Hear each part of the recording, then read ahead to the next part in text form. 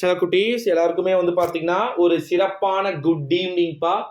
தரமான அப்டேட்டோடு வந்திருக்கிறேன். தரம் தரம் தரம் ஓகேங்களா.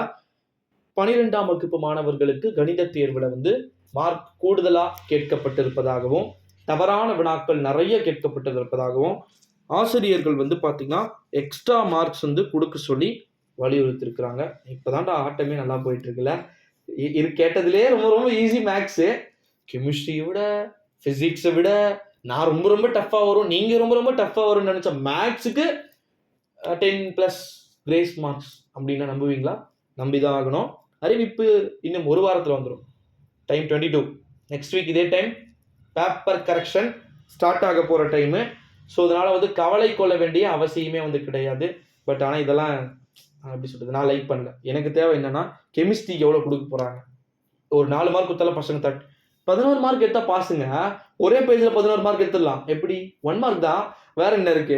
ஓகேங்களா. ஸோ அதனால வந்து தட்டி எறியலாம். நீங்கள் கவலைப்பட வேணாம். 12th முடிச்சிட்டீங்க, இனிமேல் வீடியோஸ் பார்ப்பீங்களான்றது டவுட் தான். பட் இருந்தாலும் நோட்டிஃபிகேஷன் வரும். சும்மா ஒரு 2-3 மினிட்ஸாவது பாருங்க. ஓகேங்களா. அப்போ தான் அப்டேட்ஸ் வந்து தெரியும்.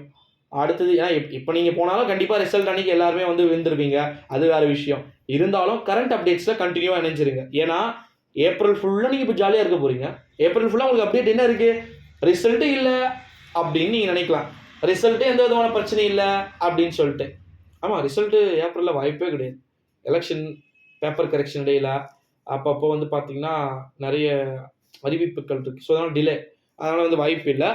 பட் மேலே மிக தரமான சம்பவம் இருக்குது. காலையிலே தேர்வு முடிவுகள். நான் தமிழில் மென்ஷன் பண்ணியிருக்கேன் பாருங்கள். காலையில் தேர்வு முடிவுகள். காலை 10 மணிக்கு தேர்வு முடிவுகள் வெளியிடப்படும். இந்த முறையும் கண்டிப்பாக கண்டினியூ 3 hours லைவ் இருக்குது. ஓகேங்களா. அதில் மாற்றம் இல்லை. இன்னொரு அறிவிப்பு நான் கேட்டிருந்தேன். இப்போ இந்த வீக் வந்து லைவ் போடலாமா வேணாமான்னு சொல்லிட்டு. மேபி சண்டே ஈவினிங்னா இல்லை மண்டே ஈவினிங்னா ஒரு 1/2 hour ஸ்பெஷல் லைவ் இருக்கும். எதுக்கு அப்படின்னா உங்களுடைய டவுட்ஸ் கிளியர் பண்ணுறதுக்காகவும், உங்ககிட்டேருந்து நான் ஒரு லைவை போட்டேன் அப்படின்னா எனக்கு 2-3 கண்டென்ட் கிடைக்கும். ஓகேங்களா. ஸோ அது மட்டும் இல்லாமல் இன்னொரு அறிவிப்பு என்னென்னா, நான் லாஸ்ட் வீடியோவில் கேட்டிருந்தேன். அந்த வீடியோ வந்து கிட்டத்தட்ட ஒரு 30,000 ஸ்டூடெண்ட்ஸ் பார்த்துருந்தீங்க. என்ன வீடியோனா, எந்த சப்ஜெக்டில் இப்போ உங்களுக்கு ரொம்ப ஃபியர் அதிகமாக இருக்குது? நிறைய பேர் அதில் சொன்ன சப்ஜெக்ட் கெமிஸ்ட்ரி. 12th கெமிஸ்ட்ரி அப்படின்னு சொல்லிட்டு சொல்லியிருந்தீங்க. சில பேர் 12th ஃபிசிக்ஸ் அப்படின்னு வந்து சொல்லியிருந்தீங்க. இப்போ நான் திரும்பி கேட்குறேன். இப்போ முடிச்சிட்டீங்க, எல்லாமே முடிஞ்சிச்சு. ஹிஸ்ட்ரி, பிஸ்னஸ், மேக்ஸு, அப்புறமா வந்து பார்த்தீங்கன்னா நம்முடைய commerce, accountancy, Tamil, English. Tamil சப்பை, ரொம்ப ரொம்ப சப்பை. நீங்கள் வந்து தமிழ் மட்டும் சொல்லவே கூடாது. இருக்கிறது ரொம்ப ரொம்ப தமிழ் தான் டம்மியாக கேட்டாங்க. அதனால தான் ஃபஸ்ட் எக்ஸாமே எனக்கு ஒரு நல்ல ஒரு பாசிட்டிவ் எனர்ஜி. ஆஹா, இந்த முறை வெயிட்டாக மார்க் இருக்குது அப்படின்னு சொல்லிட்டு. போக போக தான் தெரியுது ஃபியூஸ் போன பல்பு மாதிரி ஆகிப்போச்சு எல்லா எக்ஸாமும். ஓகேங்களா. ஸோ எப்படி இருந்துச்சுன்னு சொல்லுங்கள். இதை நீங்கள் எப்படி பார்க்குறீங்க? இன்னொரு இம்பார்ட்டண்ட்டான ஒரு நியூஸ் என்ன அப்படின்னு வந்து பார்த்தீங்கன்னா, ப்ரோ நான் 12th வந்து போயிட்டுருக்கேன். இப்போ நான் காலேஜில் அட்மிஷன் போடலாமா?